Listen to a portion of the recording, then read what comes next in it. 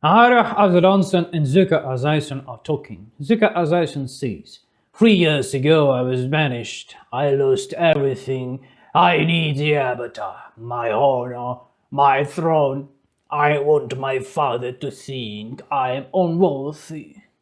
Zuka is sulking over his grievance. They kicked him out and now he resets everyone.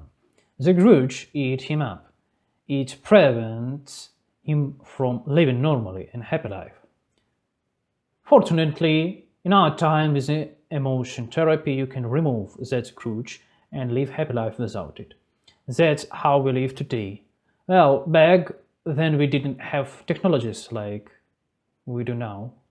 We live in amazing times. Little Pussy Azula sails to her brother to take him a captive. The plan is to make sure Zuka doesn't interfere with catching the avatar doesn't complete with his little sister. Little Pussy Azula communicates with her own crew like Gestapo officer with Jews and says, if you don't do good job, if you do bad job, I'll destroy you all! Terror is the worst weapon, of course. Of course, it's a forced measure in war, but when you apply terror to your own soldiers, it ends like Azula's case at the end of the series. Everyone turns away and flees from you. Some fast, some slow, but people scatter because they don't want to deal with angry, screaming pussy. The ship's captain reports to Azula that they won't make port on time because of the tide. Azula asks, does the tide command the ship? You better strain yourself on a heavy assault. Pussy Azula has a thermonuclear burst of pride. If you like a lady with a temperament, I don't envy you. The main characters in this series are, to a degree or another, sick, emancipated women not ready for starting a family. Pussy Azula is particular, is a very stupid and proud lady. The reason she wasn't killed in the war, it thanks to the White Lotus. All masters answer to 5 elders and don't go freelance. And that's why the Imperial Japanese family have not been overthrown yet. It's a long story we will return to, but for now, Pussy Azula, it's a little pussy, nothing more. She doesn't even have the faintest idea that nature can foil a plan. That's how stupid she is. Well, what can you do? Father's upbringing, all in father's image. Azula Pussy talks with Ira Azulonson and Zuka Azaison. Little Pussy Azula shows a wildful character. She says they are plot against father. That's why he summons his son from exile urgently. Naturally, she endlessly insults Zuko and Ira. Even if she became queen, the empire would fall within 1 generation, or in 5-10 years. I remind you that 1 generation means it's 50 years. A thin man would never marry such a screaming bitch. Who needs a woman who moves like a dog, who lives like a dog, who says even like a dog, who even thinking like a dog? Maybe for a cuckold it's crazy. And then that screamer would manage the empire's finances. Nobody would agree to that. Either they'd prevent Azula from taking power, or they'd throw her out. Note that in Season 3, when Azula expels all her servants, no one from Feudal Lords come to help her with Zuka. By the way, Azula is useless to everyone on her own. The heads of the clans tolerate her, and Azai Azulonson's stupid, short-sighted decisions only because Ira Azulonson plans to finish the military campaign and dump the mess on Azai Azulonson. The nobles are good.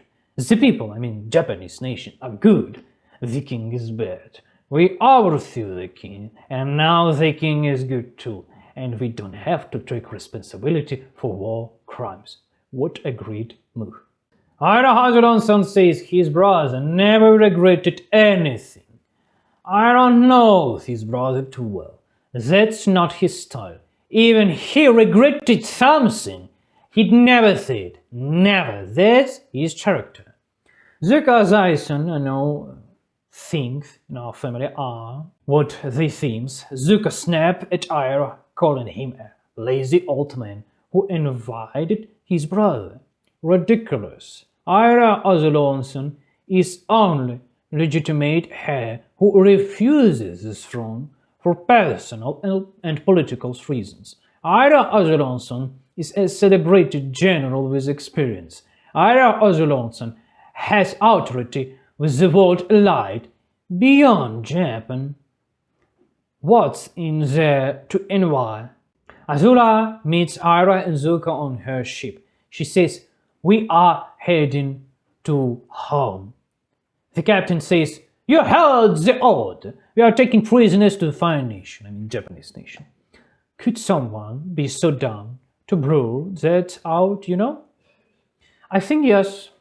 If idiots like that run a country and an army, everything falls apart because of stupidity. In a normal army, a normal state selects the best. Here the selection for the worst happens, and it's a matter of time before the country collapses, unless someone steps in and prevents it, which is what Azuly is doing. Maybe the captain would not blurt it out in front at everyone, but people would start spreading rumors and Zuko Azuly would hear it. They might have waited a bit longer, but since idiots are gathered, it's only a matter of time. Degradation in full swing. So yes, such a slip is kinda realistic. Not full, but kinda. Also, in this series you can see how Azuly stupid. She even admitted, "I lied to you, Zuko, about the original plan." Complete moron. Who runs an operation like this? It's dumb shit. She just split everything to Zuko. Well, Azuly is a truly man like Azuly, so sent a woman on a secret mission. The woman failed. She leaked all the information, and she gets away with it. Azuly seems like an evil dictator, but when his daughter broke an operation, did everything that she could wrong, she did it. There are no punishment. Oh, looks like in Azuly's head woman matter more the boys, since Zuko was banished earlier, but Azuly is not banished. Note how Aira kicked Azuly overboard with a second thought, and in Solo he scattered the gods. Who will still have questions about Aira might? I have zero questions. Azuly declares Aira and Zuko wanted by Interpol. Aira and Zuko cut their hair and go into hiding. By the way, Zuko cuts off his braid with a little knife with gravure. Never give up. Kind of surrender, kind of didn't. A forked fate. In season 3, he will tell that to the boy he tries to give the knife to. Meanwhile, General Fong meets the Avatar and admires his power in the Avatar state. A war fleet was destroyed. That weapon should be used in war. Fong says we can immediately rush the capital and a couple of strikes will be enough for the enemy to capitulate. Katara, as the most head of all, decided that Aang what to do. She rejects the plan without asking. Fong took Aang on the pity road, showed wounded soldiers, and said, "We will all die. This way you must help us."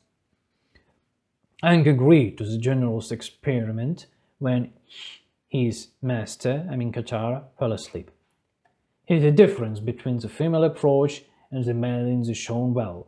The idea of rushing the capital is not without sense, could be real one plan, but we don't have a fortnight summary for the right decisions, and women think in terms of safety. Safe is the top priority, but that's not always the correct choice. General Feng servants give the Aang stimulants in tea. It doesn't work. They try to scare him and it doesn't work. They try rituals and it doesn't work. They can't do the avatar state Aang.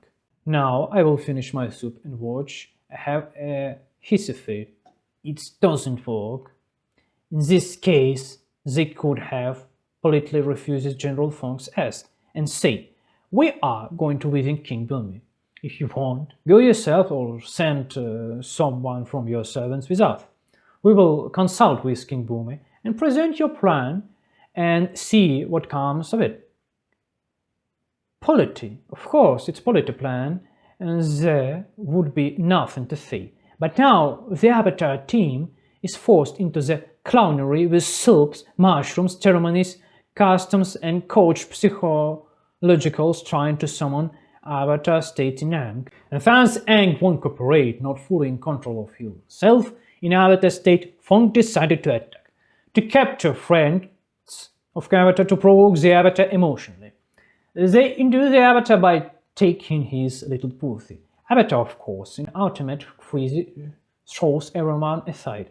When a braided uncle, whose name I don't remember, explained to Aang that's if he's killed in the Avatar state, the cycle of the Avatar will be broken, and the Avatar will cease to exist.